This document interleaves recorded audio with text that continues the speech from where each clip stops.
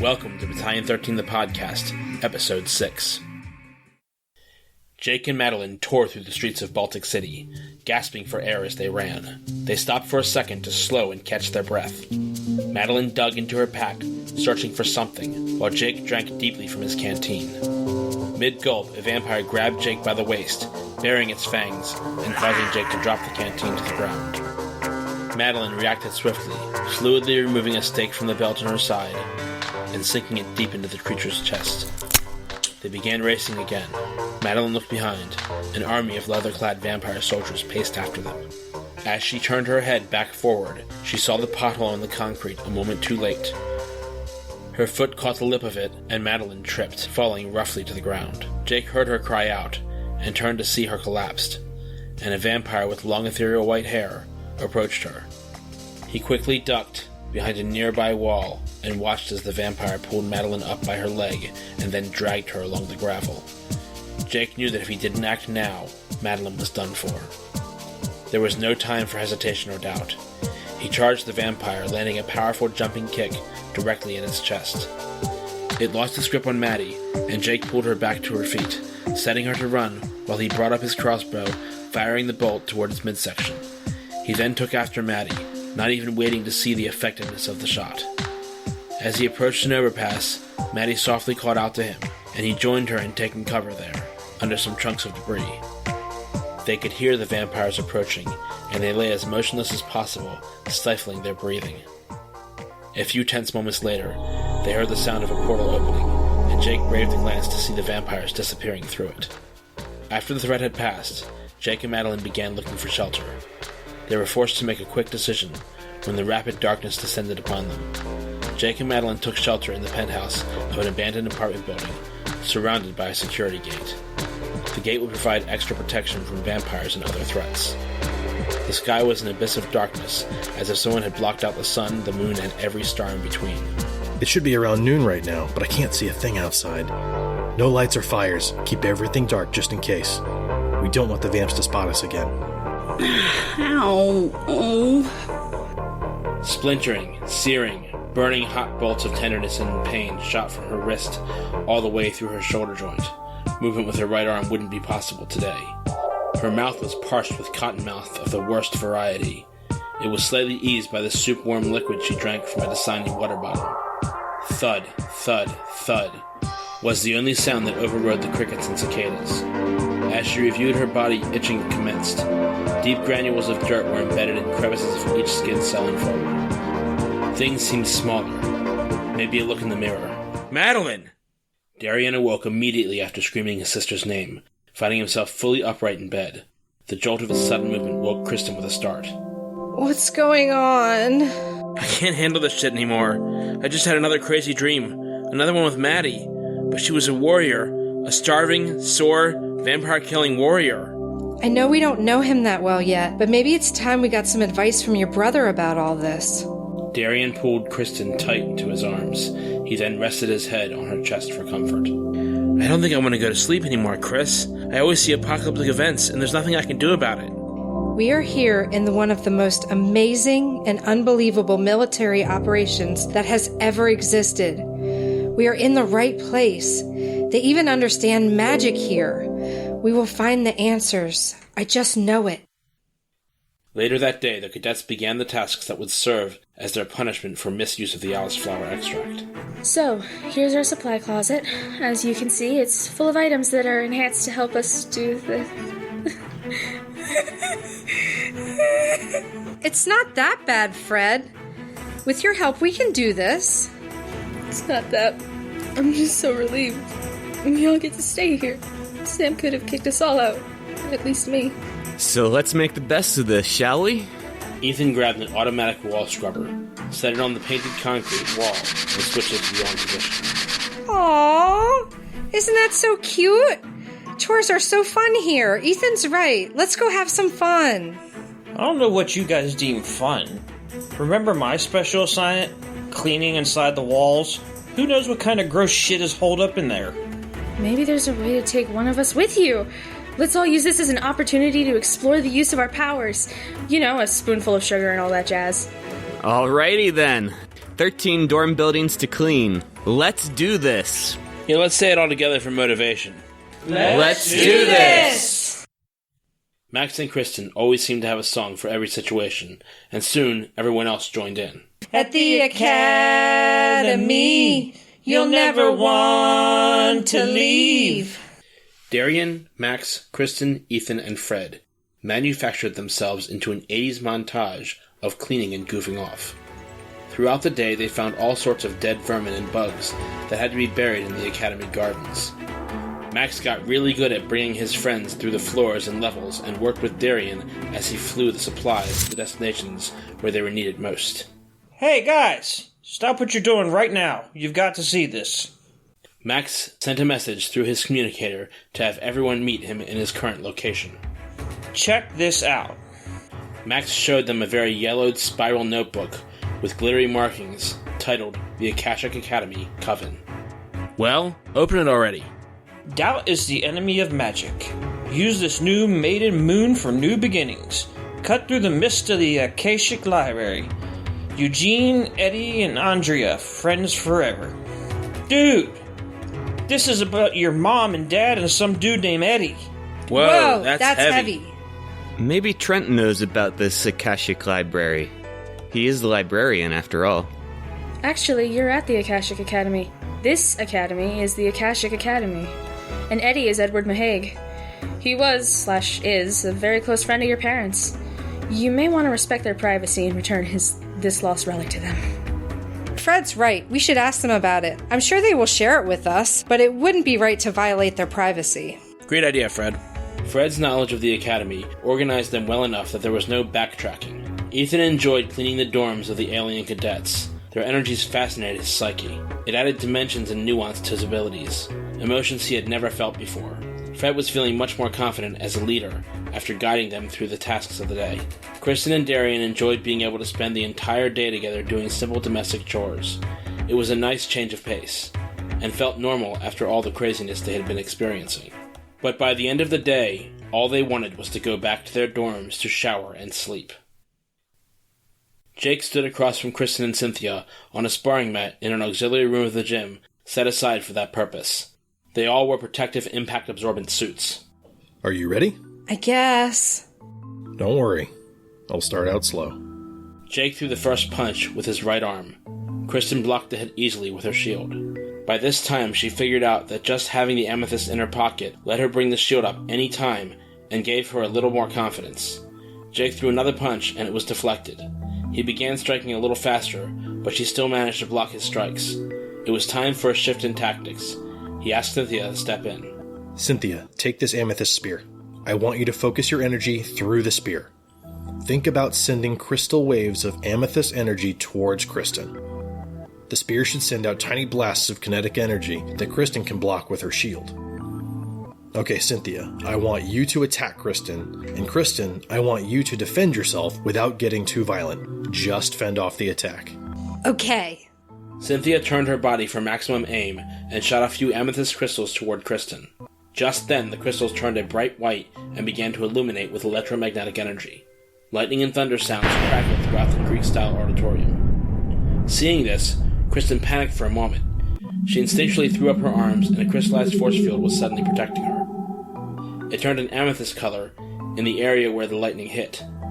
She felt more confident knowing that she had this shield for protection. Maybe she could even learn how to use it to protect those she cared about.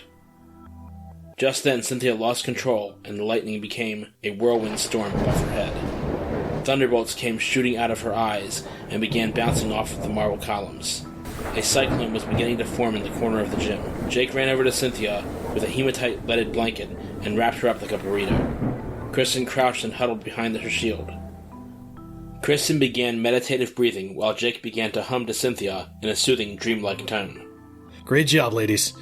You never know when your powers will build exponentially. Let's stop for today. Cynthia, we're gonna have to work on a smaller scale to hone your electrokinesis. You're one of the most powerful I've ever seen. That type of power unchecked could be quite dangerous. I'm quite glad you're on our side. So, Denise, tell me, what have you learned while watching the view screens at the UAD? Well, there is a lot going on, that's for sure.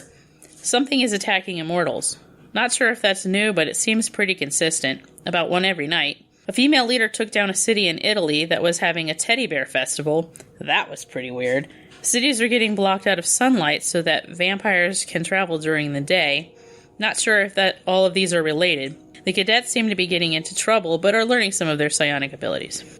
It seems you have captured the gist of it. Let's look at the replay on that female leader. Does she have any powers of her own? She didn't seem to, but she had her own army of demon foot soldiers. Very good. Keep an eye on her if you can. We don't know much about the renegades, but we had thought that they had a male leader. We may be dealing with a new threat. So, how exactly will I help my friends now? Just keep doing what you're doing, and soon they will graduate from the academy. John, how am I supposed to keep track of what's what here? There's so many dimensions, it's hard to sort all the information out.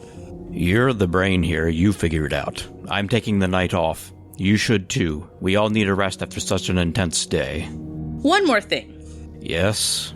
The woman, she was spouting Bible verses. I looked them up. They're from Leviticus. Does that help at all? Nothing I can think of at the moment.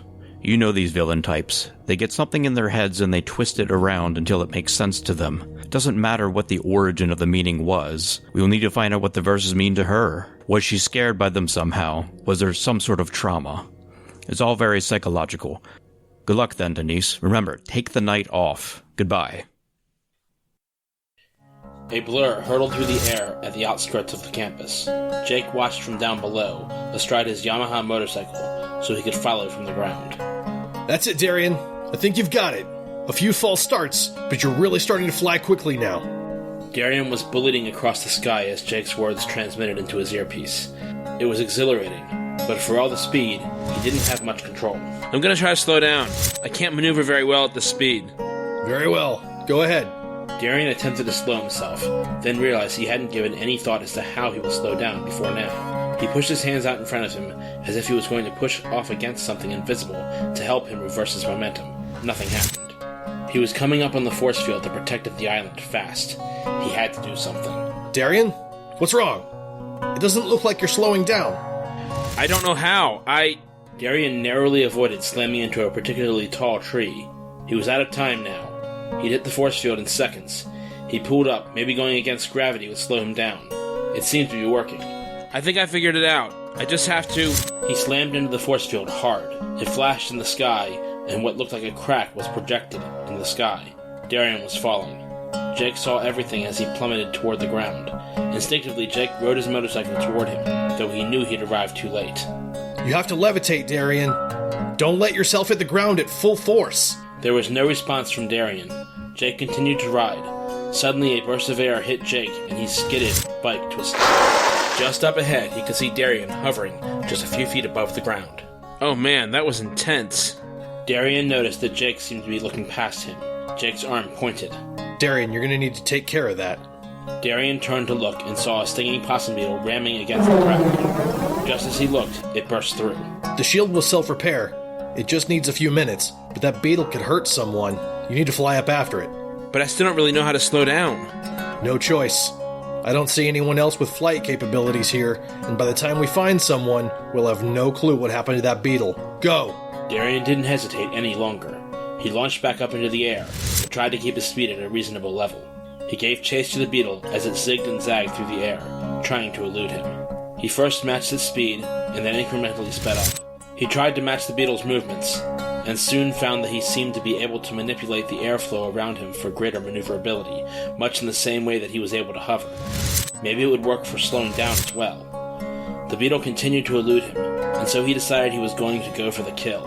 All he had on him was a small hunting knife, so he drew it and rocketed straight toward the beetle. He grabbed it and stabbed directly into its head.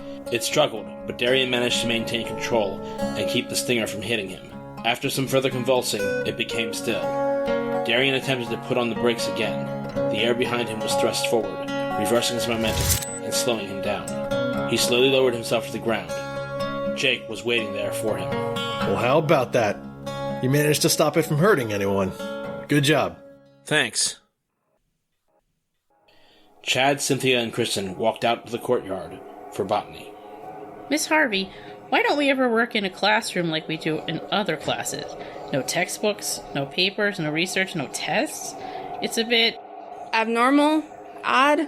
See, I believe that a class about living things requires experience, requires a hands-on experience, and requires actual visuals. To me, pictures and words don't truly do this class justice. Also, textbooks are a punishment. No one wants to do a research report only using the textbook, right? No one cares, no one thinks, no one learns.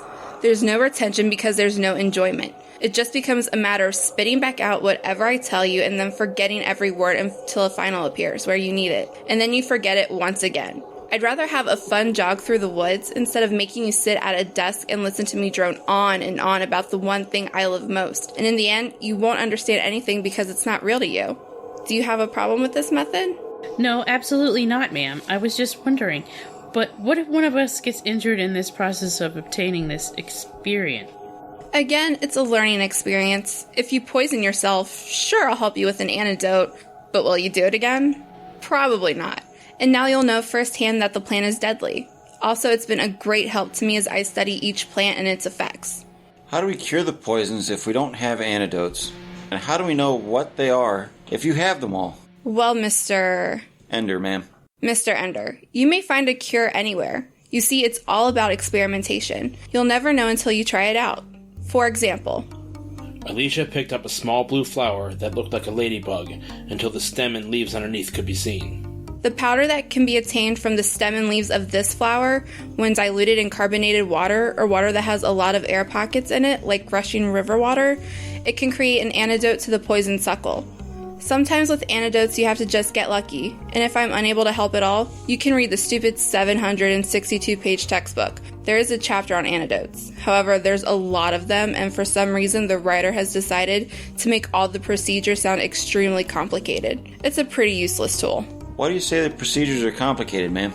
They tell you things like, grab a vial of this, or use a Bunsen burner under this to filter, blah blah blah. It doesn't help you in the real world at all, unless you're one of the most impractical and bizarre people ever. I found tons of ways to make antidotes without all that equipment, and they've had the same effects as the ones in the textbook. If you need an antidote, just get creative with making it. Use your brain. Some are very finicky, yes, but most are simple. Ah, here we are.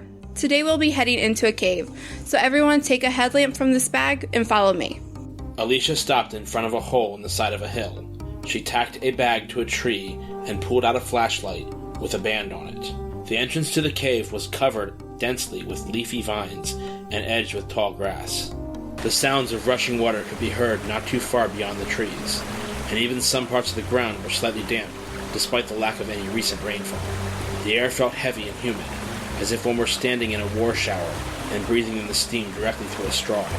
As Alicia parted the vines, total darkness appeared through each leaf. As she stepped inside, she hugged the wall of the cave, then turned on her headlamp.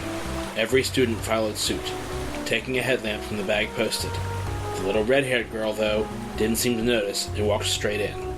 A small cry left her voice as she disappeared from sight. Chad tried to go back, but Alicia called out. Mr. Ender, I wouldn't do that. If you step forward, you will suffer the same fate. The plants down there have a neutral alignment. She'll be fine in a moment. Chad hesitated and then reluctantly kept moving on. Alicia stepped to the side and onto less treacherous ground. The groundskeeper reached his hand down into the hole, as if he was beckoning whatever was down there to stretch and reach toward him. The little red-haired girl took his hand, pulled herself out of the hole, and rejoined the group. Alicia shone a flashlight into the hole and showed the class what looked like an enormous medieval spike trap. Kristen looked confused and betwixt the girl in the hole. She didn't understand why her injuries weren't more severe. Everyone, don't be alarmed. This is called the tickle plant, namely for the tickling sensation it gives off when its small parasitic projections attach to its host. On the outside of the plant, it has small projections which behave similar to tick, just extending and waiting for its host to come by and touch them.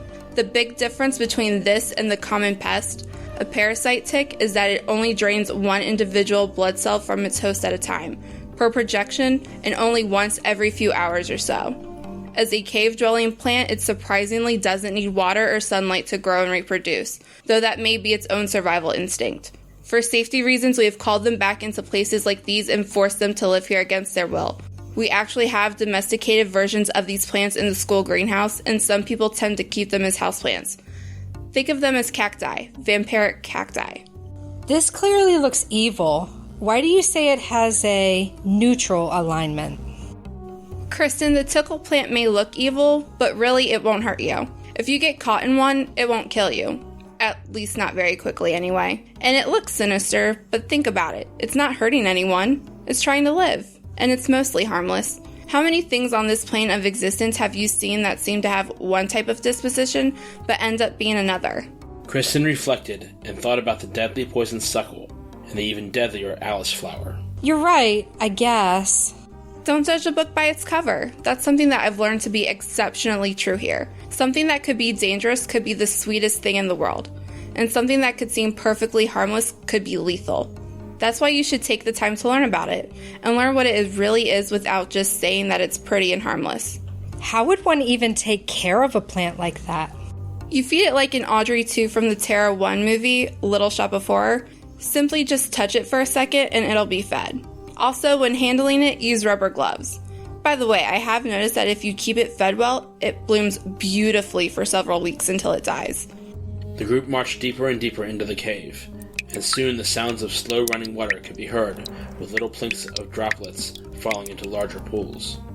In their foreground, strong arcs of lightning fired off, frightening everyone except Alicia and the groundskeeper. Alicia took a black trash bag and some heavy-duty scissors as she moved forward, stepping into the water. Chad and Kristen stepped forward and held Alicia's arms to try to pull her back to safety. It's alright. Once I'm in the water, I'm safe. That doesn't make sense! You're gonna get killed! Just trust me! Alicia put the biggest smile on her face. Chad let go, letting Alicia slowly drag Kristen into the water after her. Chad, help me out here! Kristen, has she ever been wrong before? Just let her go. Kristen reluctantly let go. Alicia began shouting from some waist-deep water, barely audible over the lightning. This is the Blinzen Ost, or lightning branch in German.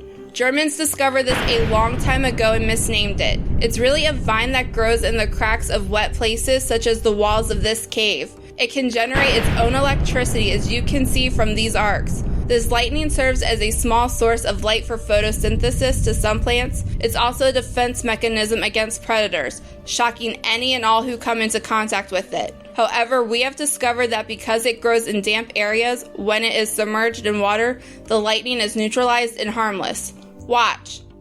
Slowly it started to function like a test tube. When it was not submerged, rings of lightning came off of the top of the plant, traveling down the sides, and then shorted out once it touched the water. It rang like a Tesla coil too, giving off a low hum. Oh. This is the vine, the Blinzen Ost. I want everyone to grab a bag and some scissors from the groundskeeper and collect a couple of samples from the river. Pull up a section of the vine, cut it in the water, and then scoop it up with some of the water. One sample is about 2 feet of vine. Be extremely careful. Everyone collected their supplies and got to work. After a couple of minutes, the sound of a snap electrical current could be heard, followed by the little red one of a scream. The groundskeeper came running out. He scooped up the girl and brought her to the shore, where Alicia treated her with an ointment. She needs to go to the infirmary. Take her back to the academy, keep her still and quiet. Chad ran towards the scene. Is there any way I can help? Yes. I want you to carry her while I make a straight path for the academy and part the trees. Keep her still, and don't jostle her too much.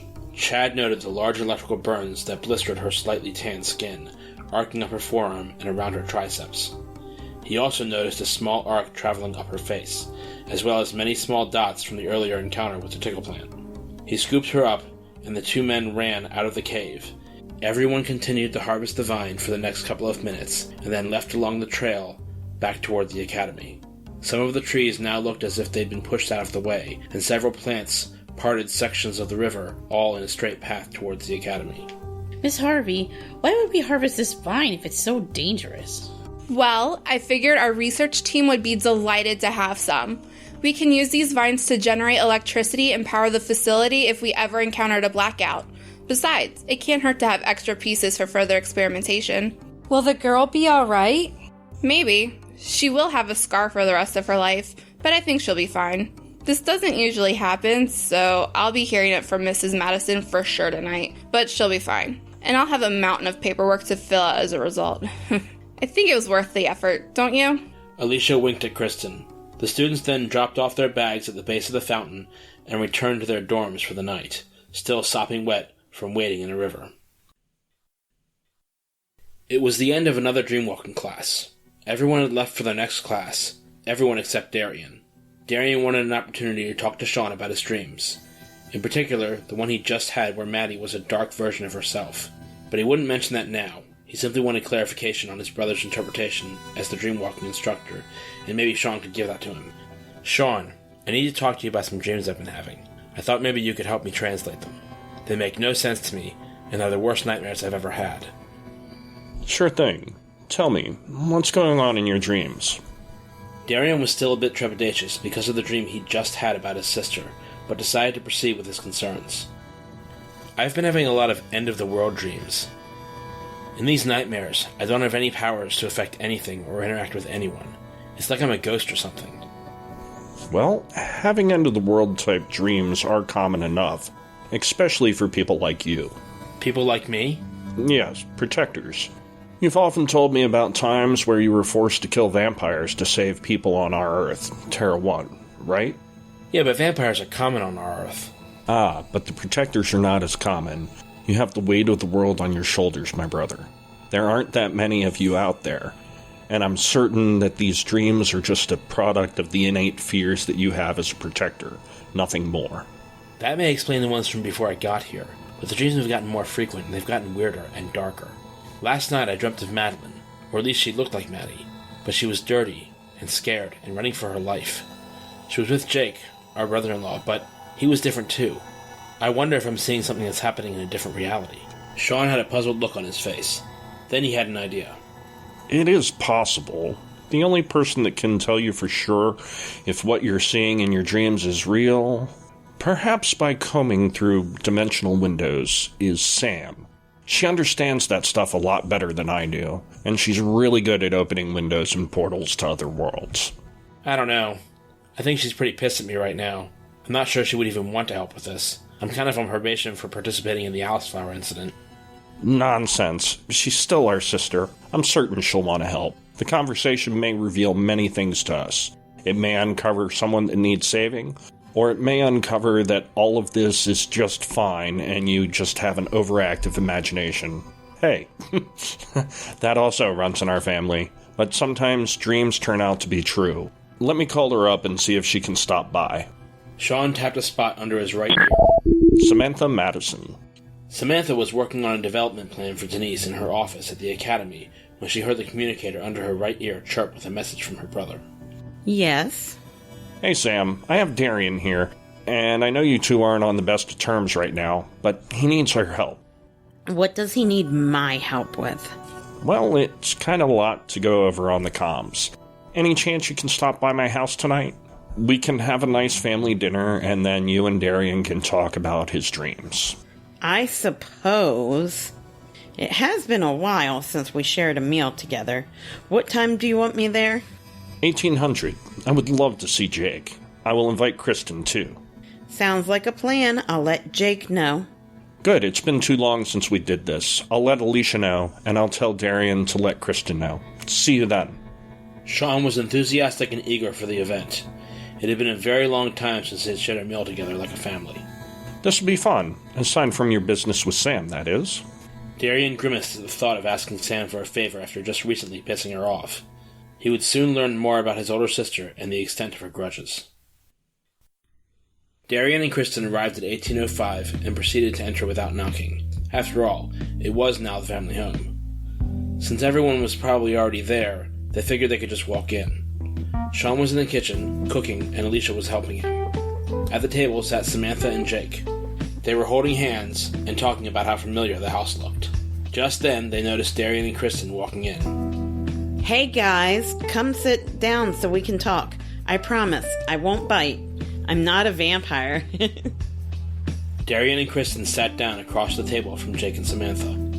Darian, Kristen, I want to say we need to move past what happened last week. I know this place is strange, and you guys didn't know the full danger of the Alice flower extract. Luckily, no one got hurt. Unfortunately, this is on all of your permanent records. Please exercise better judgment. That is all I am going to say about it. Yes, sis, we are so sorry we caused you all that trouble. I promise nothing like that will ever happen again. I wish I had known what it was. I never would have drank that punch if I had known. Alicia told my class all about that flower.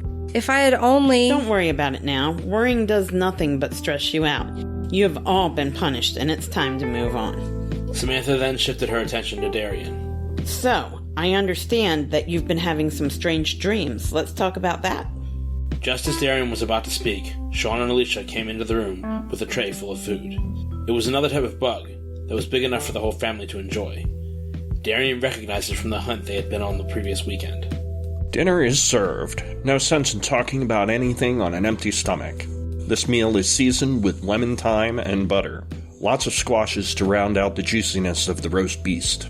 Alicia scooped out the meat and veggies for each person and handed them their plates. They all began eating, and about 15 minutes later, most everyone was satisfied. Well, Darian, tell me about your dreams. Okay, well, these started a while back. A few months ago, on the morning of my high school graduation, I dreamt that I was in Baltic City, and it was being destroyed. I was powerless to stop it, and then someone spoke to me and I couldn't recognize the voice at the time. But now that I think about it, it sounded an awful lot like Sean. Sean was visibly taken aback by this. What did I say? You said, "Isn't this the way you thought it would turn out?" And this happened the morning of your graduation? Yes. At the time it felt a little menacing, but it could have easily just been a random memory of you or something. That is strange. I'm not sure what to make of that one yet. Tell us the one about Madeline? Right, well, that one was different. I don't think it was our Maddie. She was in a bad place, surrounded by vampires. Jake, you were there. Really? What was he doing? Jake, you were helping her. You both looked like you had been through hell, but you fought together like you had been through the whole thing together. You protected each other. But Maddie was tired and began making mistakes. She actually got bit at one point, but Jake put some sort of healing bandage on her. What makes you think that she's not our Madeline? Because she was with Jake, and he was definitely not our Jake. I'm really concerned about what this poor version of Maddie is going through. Another thing to mention is the fact that she was the exact same age as she is now, but she was not wearing any goth clothes, and her hair was still red, like it had never been dyed.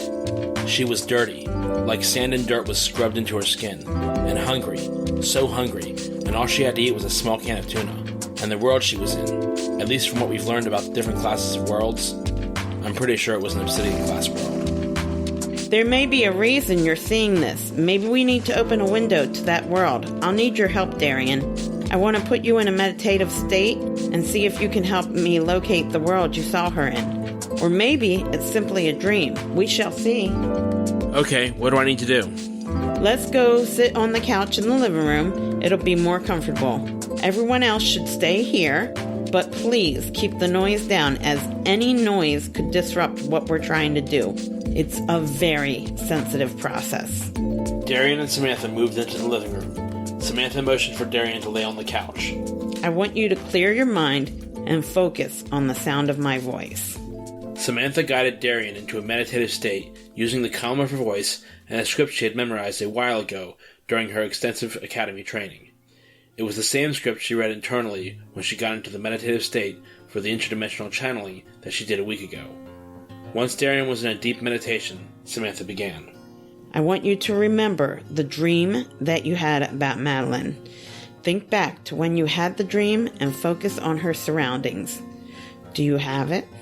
Yes. Now, I am going to reach into your mind and use it to see if we can open a viewing window into that world.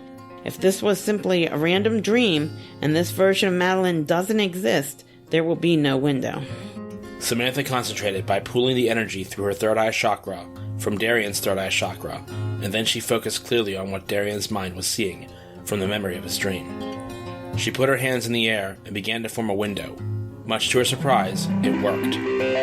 She could see a world that was mostly destroyed. It looked like the work of the renegades, but she couldn't be sure. It was definitely an obsidian-class world, as Darian had described. She looked around and moved the window so that she could see different perspectives. There was no sign of Madeline or Jake there. But Darian had tapped into an apocalyptic dimension. Darian, count to 5 in your head, and as you count, you will become more awake and aware. When you reach 5, you will be completely awake. Darian did what Samantha said, and once he reached 5, he opened his eyes and stared at the window Sam had just created. Wow, that's the exact spot where I saw her in my dream. This means my dreams are real, but where's Maddie? Not all of them, but yes, that one was real. You must be connected with the Madeline of that Earth. What we are looking at is Terra 2. It used to be a lot like Terra 1, but now it seems an attack has changed this dimension for the worse. Should we go and see if we can find her? Samantha closed her eyes and concentrated. She's gone from that world. I don't sense her or Jake there. And since we have no way of tracking her, we will have to wait until you have another dream about her. Next time, contact me as soon as you wake up. I want to get a move on this as soon as possible. Okay.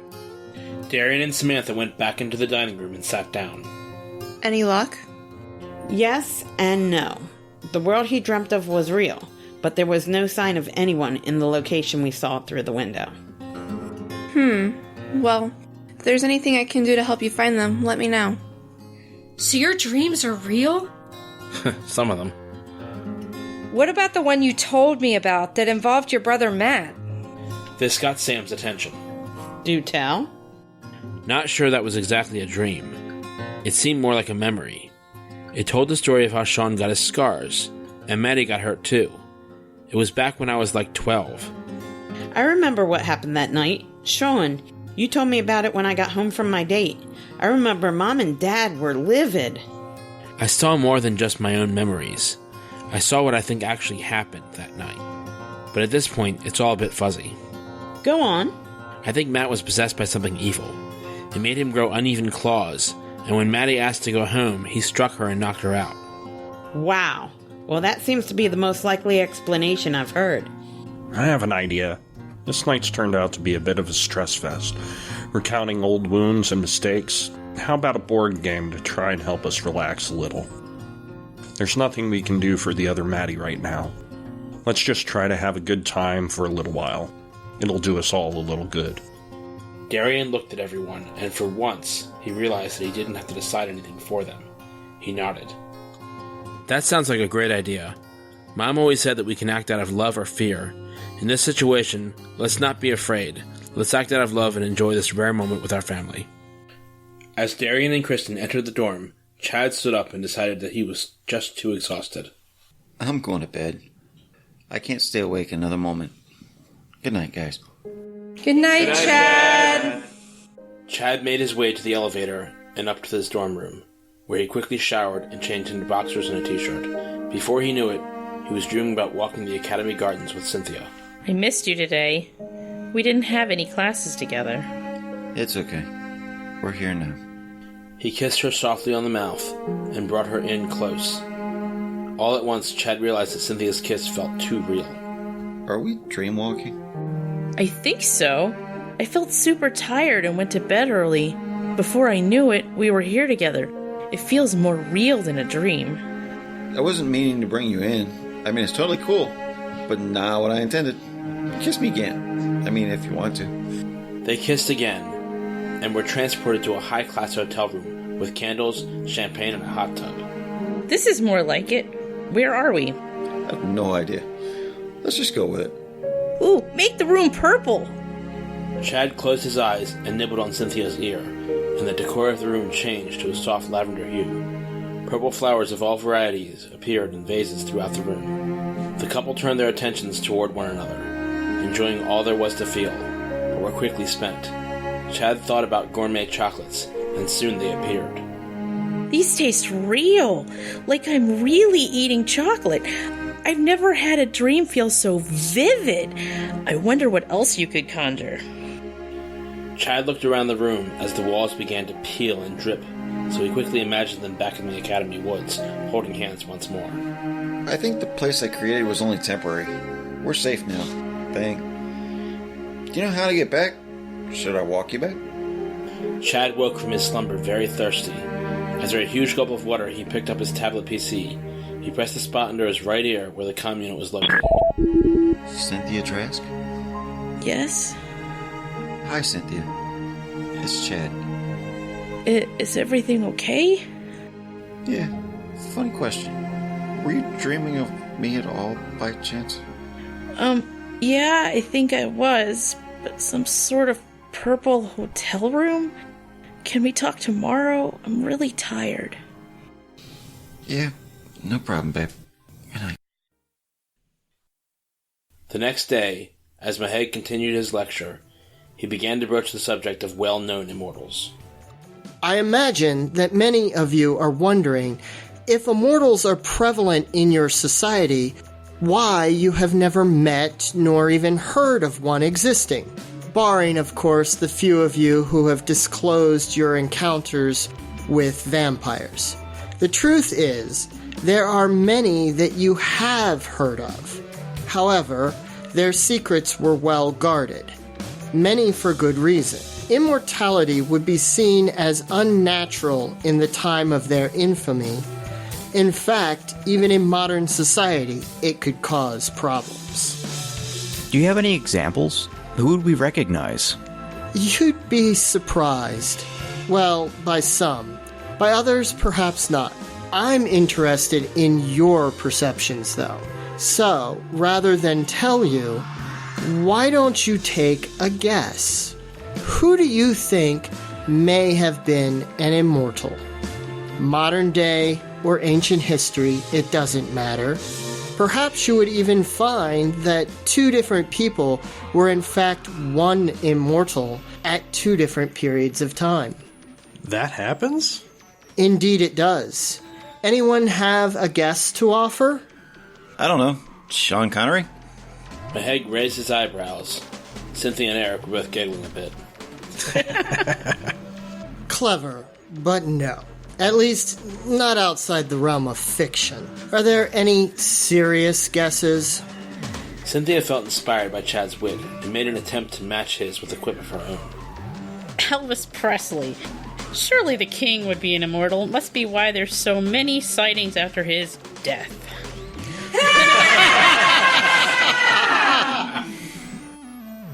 You may find it humorous, but despite your best efforts to not be serious, you have actually guessed correctly.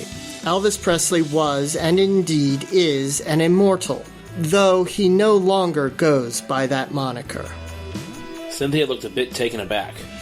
The mood of the class had changed, now serious. Oh, wow. I guess there's something to it after all, then. Anyone else? Maybe someone you know from history? Socrates, maybe? He sort of gave birth to all of our modern philosophy. It seems to me like that could only come from someone who had lived several lifetimes. That makes sense to me. How else could somebody come up with those theories at a time when no one else could? Brilliant reasoning, and an excellent guess. And you're absolutely right. When he reached what would have been the end of a natural life, he faded into obscurity, but continued to train his apprentice in secret. I thought Socrates was put to death. Yes, that is what he chose to present to the world. His ideas were offensive to many in his day, and so he suffered for it. In the end, he took the poison and allowed them to think him dead. He spent many years hiding in obscurity before moving on, once he felt sufficient impact had been made. That's pretty incredible. Is that sort of thing typical? How many of the influential people in history have been immortals? There we have it. Yes, you will find that a great many of the more notable and influential figures in history were immortals. Not all, to be sure, but a fairly significant percentage. They existed particularly in royal lines. King Richard the Lionheart, for example, Emperor Jimmu of the Japanese royal dynasty. Other great or notable leaders like Benjamin Franklin or Winston Churchill are also examples of immortals. Of course, not all were good. In fact, some were quite bad. Adolf Hitler was also an immortal. Rumors that he was not truly killed were, in fact, correct. At least for a time. But he has been dealt with now. A long life can give some great hatred. As Cynthia and Chad left class, Cynthia put her hand into Chad's and leaned over to whisper in his ear. So, last night was fun. Let's do it again tonight.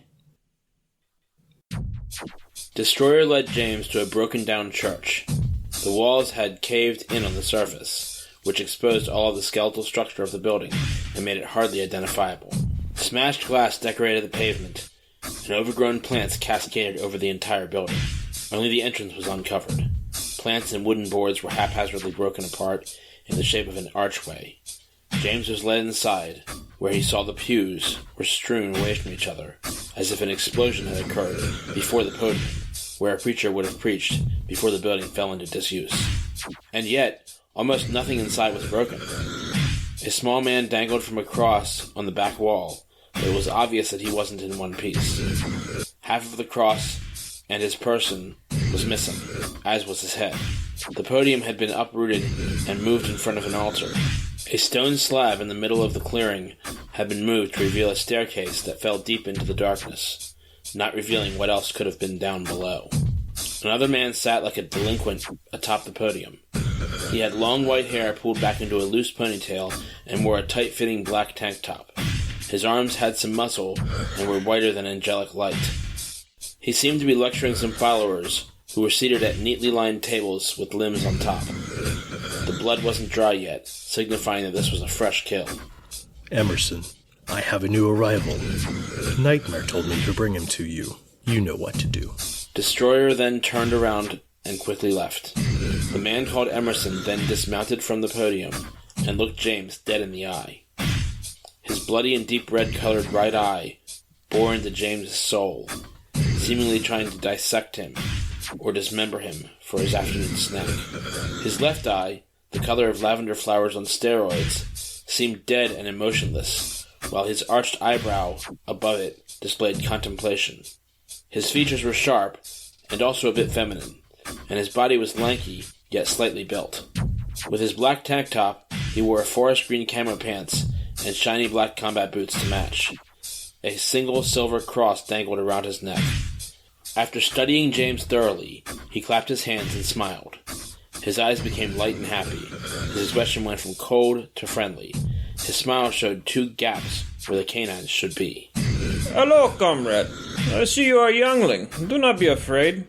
I am Father Emerson, leader of vampires. While I am no priest, I am paternal figure of this group.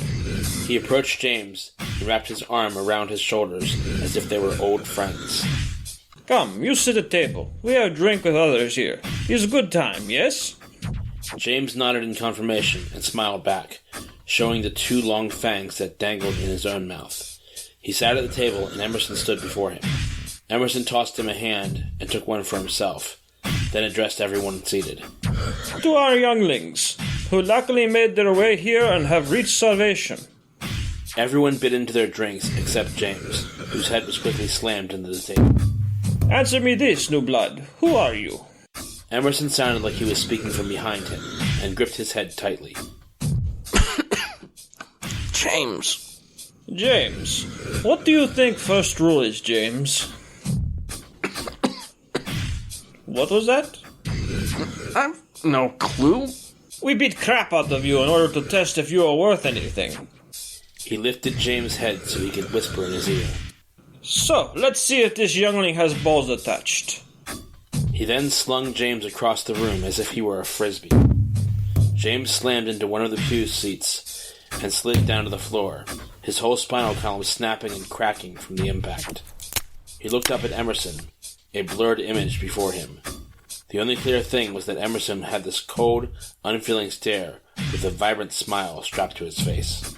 Come now, get up. Emerson walked towards James and loomed over him. He then began harshly planting his foot into James' stomach, as if trying to antagonize him. One of the youngling females came over to him and clung to his arm. Emerson, stop. You don't have to kill him. He then spat on James' face and turned his back to him, walking away. You're right. Word will kill him anyway. James then rose to his feet, suddenly feeling rejuvenated with rage. He quickly ran up to Emerson and made an attempt to drive his fist into his back.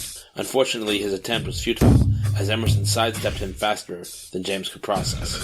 Oh, so he does have balls. No matter, you will still see defeat. Emerson then quickly planted his fist into James' stomach, knocking him back and tripping him.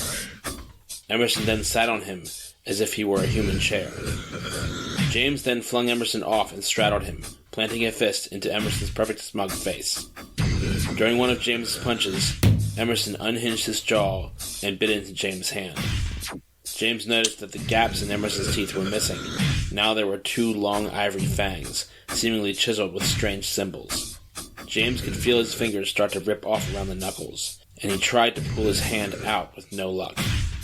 He then tried to punch Emerson again, but this punch was caught. Emerson then released James and flipped him onto his back, keeping a hold of his arm. He then began to pull James' arm back in such a way that it could have torn his arm completely off at the shoulder joint.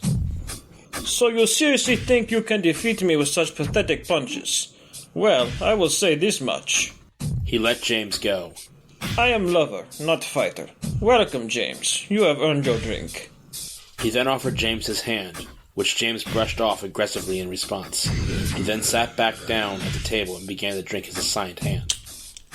At feeding time, I like to tell stories to my younglings, mostly of my past. Sorry if this bores you, but it's enjoyable to me. When I was young hundreds of years ago, I was rich Russian boy and my father's heir. I was destined for greatness. To be frank, I also charmed several ladies at festive parties. Many beautiful women. They love me. We dance, we kiss, we express many passions. Then one day, strange woman come into one of my mother's parties at our manor. She snuck me aside into guest room. I expect usual occurrence. Instead, she bite me, sunk her teeth in, and I was a changed man. Little did I know that later on, I wasn't just lover, but now biter. My first woman after that, I killed her. I expressed too much passion and accidentally bit a woman too hard. After one taste I kept drinking, and well, after that I never laid teeth into another living woman unless she asked first. It was great fun, playing with blood. In our hideout you'll find several sluts and whores who will be happy to give you drink from them, but I have several marked for myself, so don't touch. These ones won't be like my last encounter, lucky for you. Haha. My last encounter, I messed around with Siberian princess.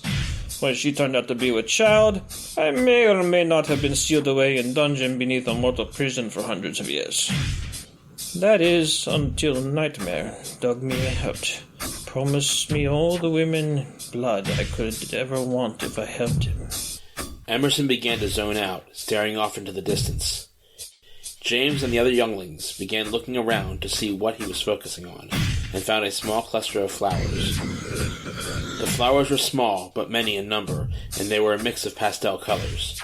They waited for Emerson to come back to them and talk more, but he remained fixated on the flowers, like a child looking at the clearest summer sky for the first time. One of the younglings coughed, as if to try to bring Emerson back from this lengthy, uncomfortable silence, but Emerson remained untouchable. After a while, Emerson came back to reality. Anyway, you all must be tired. Follow me. Emerson walked down the stairs and led the new bloods into the dark. Beneath this church sat an entire army of vampires, by the hundreds. Mixed in were some humans being treated like cattle, only they were smiling and happy to be slaughtered. They were all packed into a room the shape of the sewers, stone bricks lining the walls upwards. Tents were pitched for privacy, and were in lines along the walls. Emerson smiled and gestured to the place. Welcome home, young ones. Make yourself comfortable. Grab tent, grab drink, enjoy yourselves. And James, hope you learned something from sparring. Let's do again sometime. He smiled cheekily as he walked away, a slight skip in his step. James rolled his eyes and decided to try to sleep. He found an isolated and vacant tent and laid down inside. Although he tried to rest, he couldn't help feeling on edge, until a bout of insomnia and restlessness overtook him. Jesse was excited about advanced robotics. When he first got into the classroom, he noticed that there weren't that many people in the class. He didn't recognize anyone at first, but then he spotted John Matthews. Hey, John. I didn't know you were interested in robotics. Well, I guess I'm just full of surprises. As they were talking, the teacher arrived. He was about 5 foot 10 inches tall, very thin and bald. He was wearing a white lab coat and black pants. Good afternoon, everyone. I am Dr. Thomas Carson. Today we will be going over the basics for programming the microcomputers that control the servos and motors in these robots here. He pointed at a few small drone-like robots that were sitting on a table next to the windows. They looked like 12-inch action figures of robots.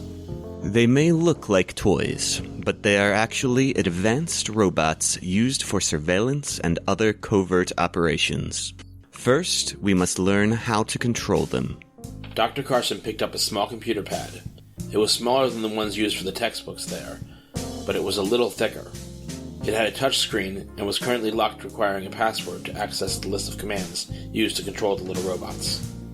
The doctor typed in his password, and then his pad's screen showed a selection. If you look at this pad, the first thing you want to do after putting in your 8-digit passcode is to select which robot you want to control. If you look at this pad, you'll notice that there are pictures of the different robots. You simply select which one you want to control by touching the icon that represents that particular robot.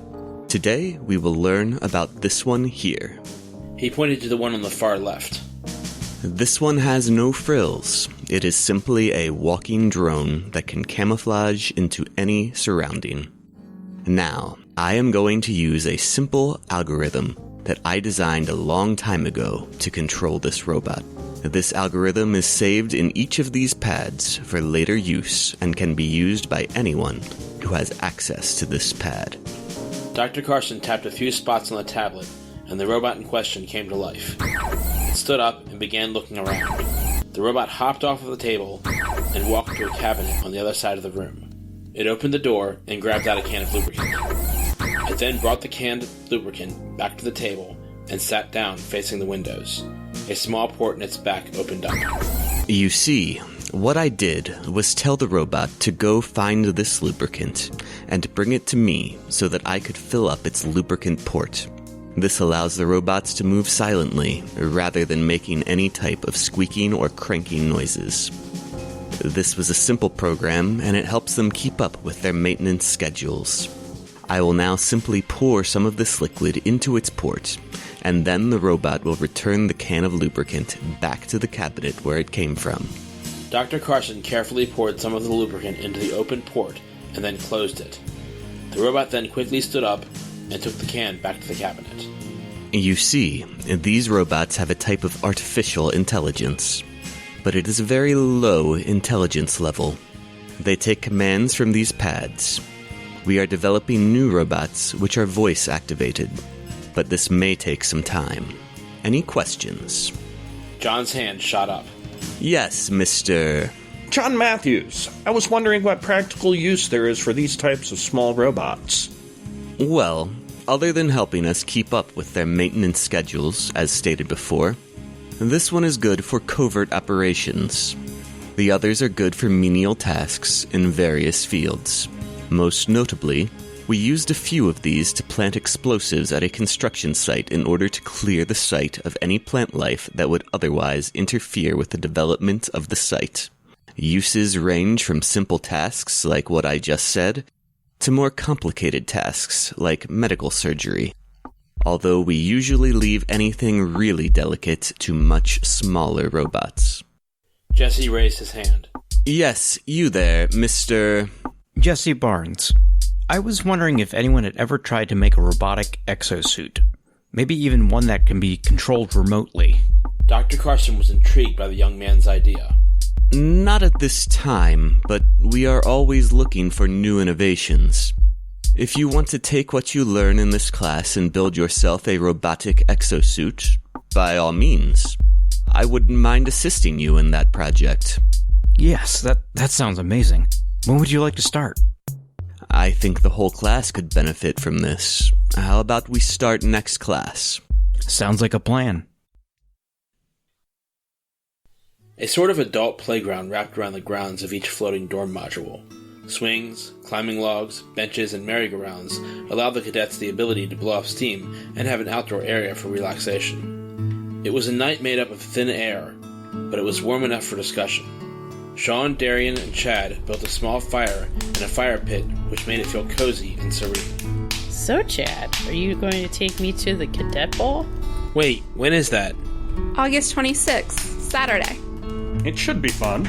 Alicia and I will be there. Darian, you and Kristen could wear matching costumes. What sort of theme? What's the dress code? It's quite formal, and the theme is Legends Through the Ages. Oh, I get to play dress up. Oh dear. How many ways to mess this one up? Cynthia scooted closer to Chad and planted a kiss on his cheek. This is going to be so much fun. This could really be our last chance for fun before things get serious. Life in the military, it could be short, you know? We gotta make the best of this. Kristen has a point. There's a famous story about lovers at the academy. Ooh, let me tell this one. Javelin came here from a Magenta class dimension. Thought maybe he could spread the knowledge of his people and some of their practices. They were very advanced in medical technology. Met a young girl from an Obsidian class world. Somehow they thought they could foster an alliance. She taught him how to survive on almost nothing. He taught her how to trust and love. When graduation day came and both were assigned to Battalion 13, they were relieved. Within 72 hours, the entire regiment was wiped out by renegade vampires. Javelin found Esther sucked dry of all her lifeblood in an alley. The same vampire that sucked her dry at the breast came behind him and took advantage of his grief. He didn't even have a moment to fight back. What an absolute tragedy. Cynthia, instead of Romeo and Juliet, we could do Javelin and Esther. No, seriously? Great idea. I'll wear a B-13 uniform and have a wound above my breast. Wow, Cynthia. Embracing your goth much? Well, they are legends. Whatever makes my lady happy.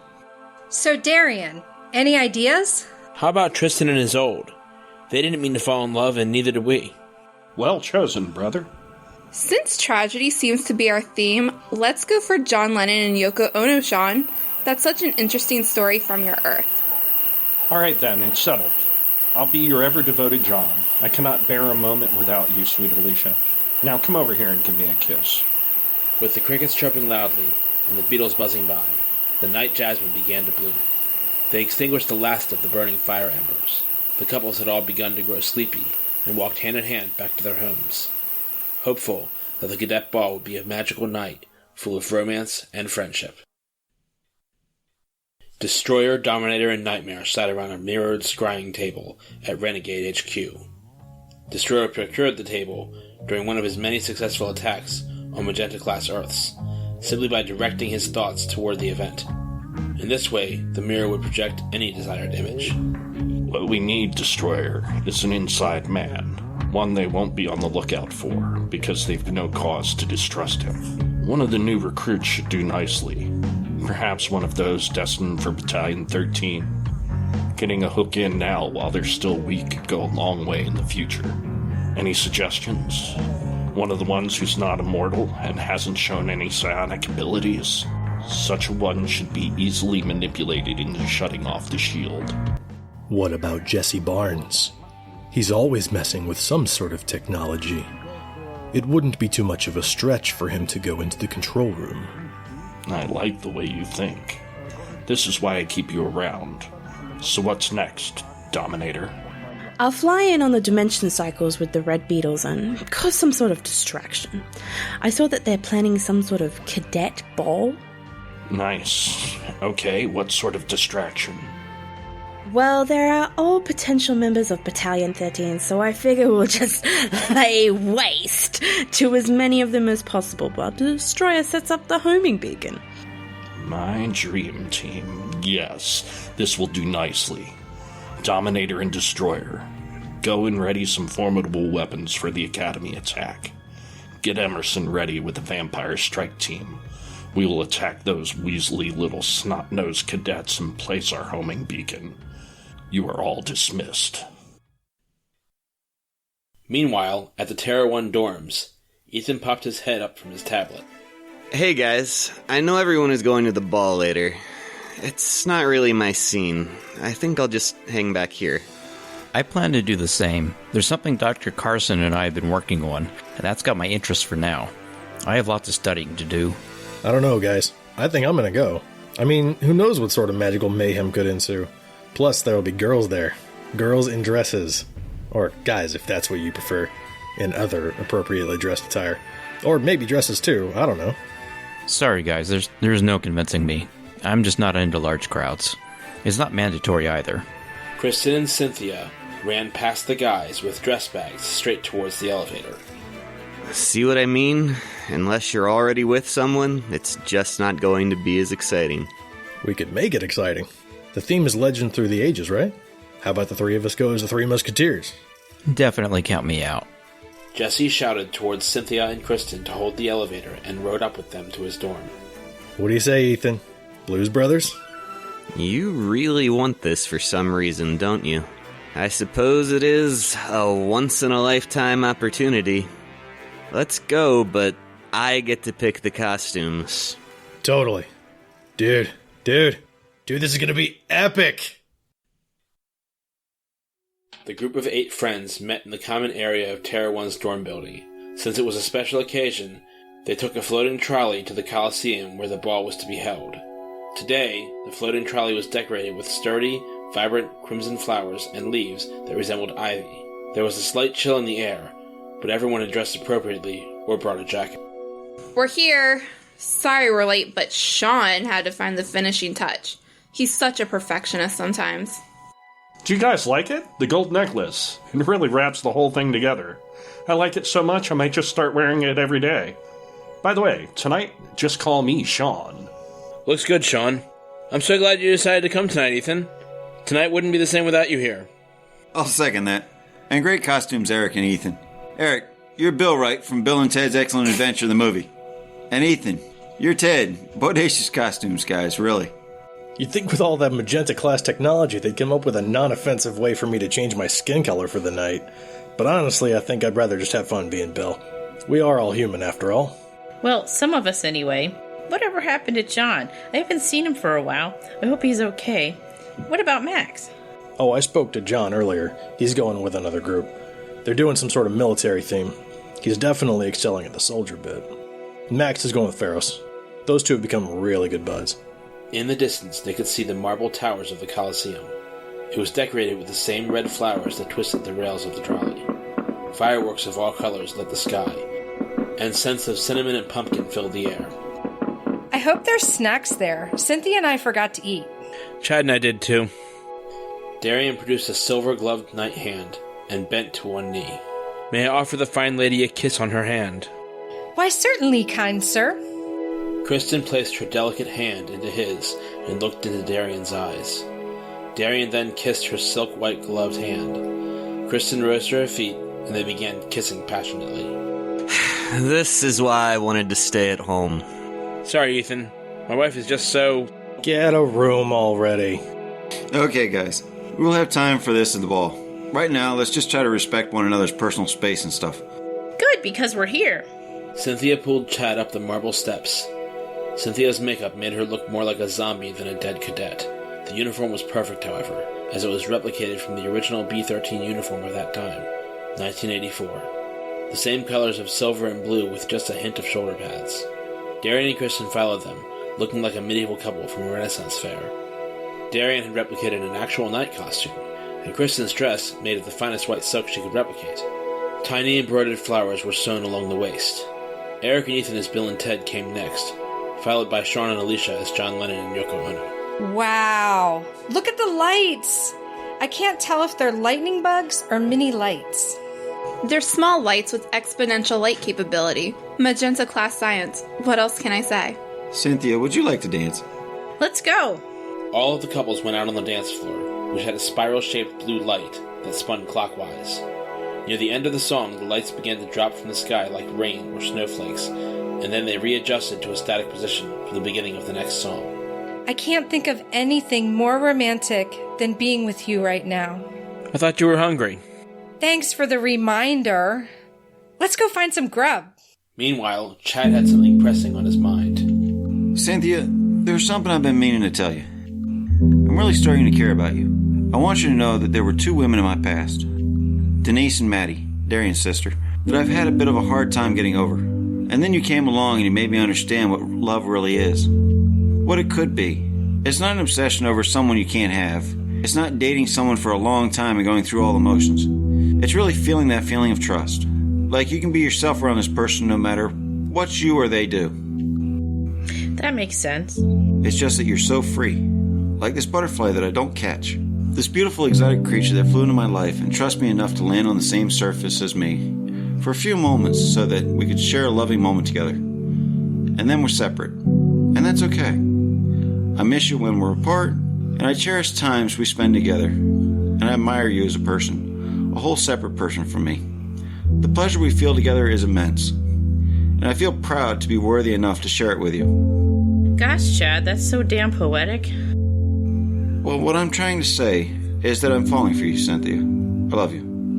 You don't have to say it back. I just want you to know that this is how I feel in case anything happens. I thought I was the one being dark tonight. Let's lighten this up, okay? Maybe go get a drink? During this time, Alicia, Sean, Kristen, Darian, Max, John, Eric, and Ethan somehow began dancing the Macarena. Did you know that Tristan and Isolde had horrible dreams about the future? Maybe they went to the academy. It would be worth looking into. Just then, the entire last line of the Macarena dancers fell into the curtains that hung from the unending ceiling. At least we know it's not the Alice flower causing the calamity this time. Word up! It's not us this time. The lights in the Coliseum began blinking, and the hum of the Academy shield generator stopped, creating a disturbing silence. I don't hear the Academy shield.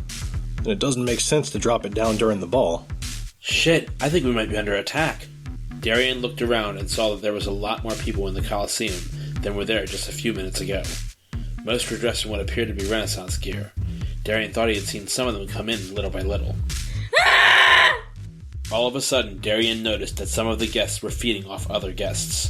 Vampires had gotten into the Coliseum undetected. There were screams coming from all over the Coliseum. And then the main doors burst open, and there stood Dominator, surrounded by Red Beetles. The Red Beetle army flanked the students on both sides. Kill them all! Leave no one alive! Yes, Madam Dominator. It shall be done. The vampires in the crowd continued to feed off victims until a large electrical burst separated them from their victims. Try it, assholes! I dare you! Cynthia was not the only one ready. Eric had a fireball in his right hand and he flung it at one of the vampires. The vampire burst into flame and turned to ash and dust. We're not as defenseless as you think, bitch! Darian and Max were floating. Pharos was crouched down over one of the Red Beetles, tearing it to pieces, growling and snarling all the while. But there were too many of them. Everybody, quick, run to the forest, the one from our last class.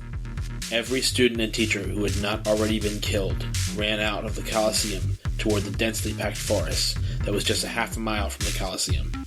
They were scared, but this was what they were training for. The vampires and Red Beetles ran after the teachers and students, picking a few off here and there. All of a sudden, the demons were stopped in their tracks by a large firebolt from Eric. Stay the fuck away from my friends, you motherfuckers! The firebolt bought the teachers and students enough time to reach the forest. Once there, Alicia pointed to a rock wall and then touched a few spots on the oddly textured rock. A panel opened up to the right of the rock wall, and within the alcove were several advanced weapons. There was a sniper rifle, several plasma guns, and a sword. Alicia gave the sword to Darian, the sniper rifle to John, and the plasma guns to Sean and Max. Kristen extended her amethyst shield as far as she could, in order to protect as many people as possible. Let's show these fuckers who's boss and why it's never a good idea to attack this school. A loud scream came from behind them. Alicia looked over to see a large stinging possum beetle picking off the Red Beetles one by one. By the time it was done, there were only 4 Red Beetles left, along with about 10 vampires. As she fought, Alicia saw several dozen students slain, one after another.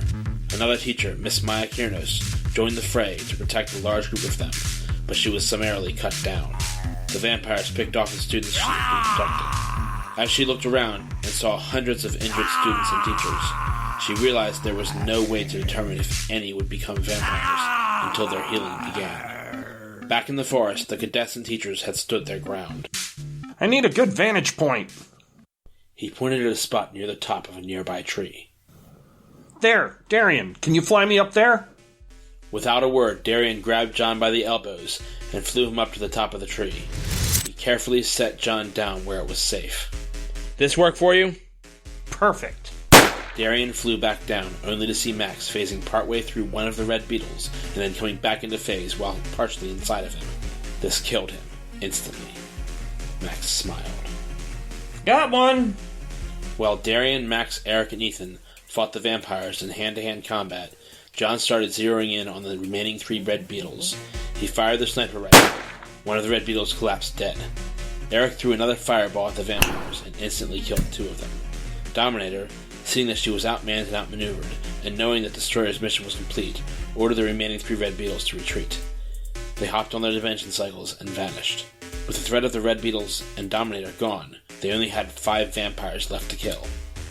Darian, seeing that the leader of the attack had left, focused his attention on the remaining vampires, and with the help of Eric, Max, and Cynthia, completed the task. We did it! It's not over yet. We need to get the shield back up. Chad, do you know where the shield generator is? Yes, I'll head over there now. Chad ran toward the shield generator, and once there, quickly assessed the situation, and, noticing there was nothing physically wrong with the controls, activated the shield. Back in the forest, Darian helped get John down from the tree, and things began to finally calm down. How the hell did this happen? Aren't there supposed to be safeguards against this type of thing? Yes, I'm very surprised that the shield failed. It hasn't failed the entire time I've been here. Chad entered the scene. That's because it didn't fail. Somebody turned it off. That's a very serious accusation. Are you sure? Positive.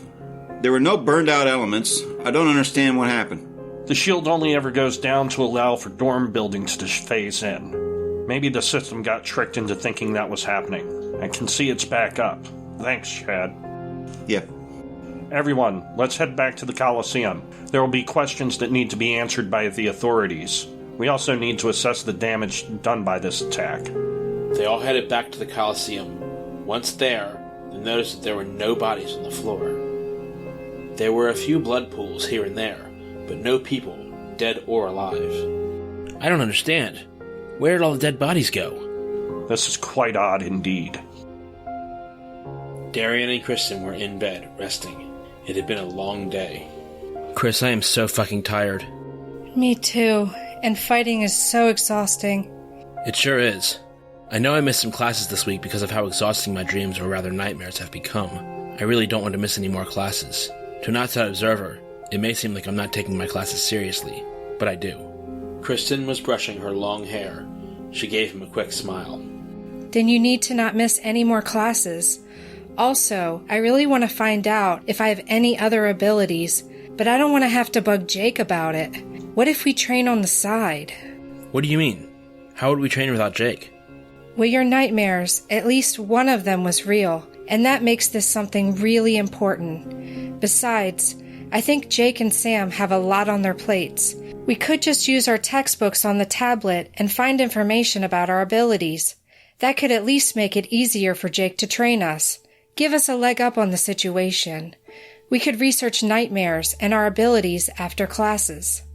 That's not a bad idea. What if we look into that tomorrow? I think that Jake would really appreciate it. It would show that we are serious about learning our abilities. Plus, I think something bad is coming, and the more prepared we are to fight it, the better. I had another thought, too. Last night you talked to Sam about Matt.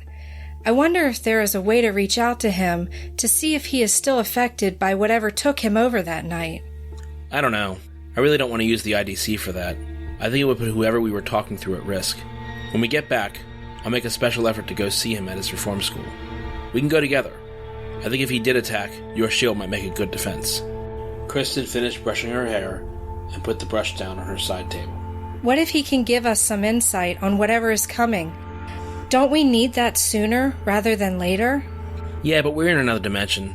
There really is no other way for us to check on him. What if I open a window to wherever he is? I was taught how. We could at least see if he is acting in a way that would be considered dangerous, and he wouldn't know we were looking at him. Darian pondered that idea for a moment. That's not a bad idea. Do you have enough energy to do that now, or would you rather wait? I think we've done enough today. Let's try to remember to do that tomorrow. Yeah, let's get some sleep. We can worry about Matt another day. He's waited this long to hear from me. He can wait a little longer. Darian turned off the lights and laid down. Kristen followed his example, and before long, they were both asleep. August 28th, 1995. I've got to take an inventory before I leave this dimension. 8 tiny liquor bottles for first aid. 1 Zima, tastes like gas, but hey, it's my sleep aid. 15 Slim Jims, 2 cans of Easy Cheese. 30 water cleaning tablets. 10 MREs, yum. 8 granola bars. 10 packs of Skittles, because why not? Not much to go on, so we'd better supply up. Who knows when we'll reach another location with fresh food and water. Things have been hectic. It's been a while since I had the chance to write in here. Jake and I have been working on my ability to open portals. He said that he's really impressed because usually earthly dimensions are difficult places to learn new abilities. He mentioned an academy that he used to teach at that exists on an astral plane. The academy moves around so that the enemies can't find it. According to him, it was shut down a while ago, but because of the fact that we know there are many alternate worlds, we've decided to attempt to find another version of this academy. It must still exist somewhere, right? We're getting ready to say a final farewell to this Earth, which Jake says is called Terra 2. This makes me wonder if there's a world where Max, Darian, Kristen, and the rest of my family still exist. I guess I'll find out soon enough. I almost have the portal ability down. I just have to be able to keep it open long enough for us to go through and learn how to control where it takes us. Jake also told me that some people with this ability use remote control devices to more accurately determine where they are going. We don't have access to one of those, so I guess I'm on my own there. I want to see a world where my family still exists, even if I can't join them because I already exist there in some form. Just knowing that they are alive somewhere would give me an enormous sense of peace. End journal entry. Hey, babe. Looking fine. What's different? Wait. Let me guess. Where's your scar? Did you get it removed? No, babe. I'm just trying something new. This makeup chick came to the door and she gave me a free makeover. She did such a good job that I decided to let her go instead of feeding her to the vampires. Wow, you really did like her. Are you guys gonna be BFFs or something? I'm not sure yet. I did place an order with Sassy Lashes with Ash. I suppose I'll follow her in her magenta class dimensions on Instagram, Facebook, and Twitter. That way I can find her in case I change my mind. Still, it does look like she gave you a pretty good hookup on nature-inspired products. And you look wicked hot. Thanks, babe. That's Sassy Lashes with Ash. Look it up on Facebook, Instagram, and Twitter. You can purchase her products from her website, sassylasheswithash.com. Thank you for listening to the 6th episode of Battalion 13 the podcast. Follow us on Facebook, Instagram, and Twitter at Battalion 13HQ. Email us at b13@battalion13hq.com. Support the show by becoming a patron at www.patreon.com/Battalion13HQ.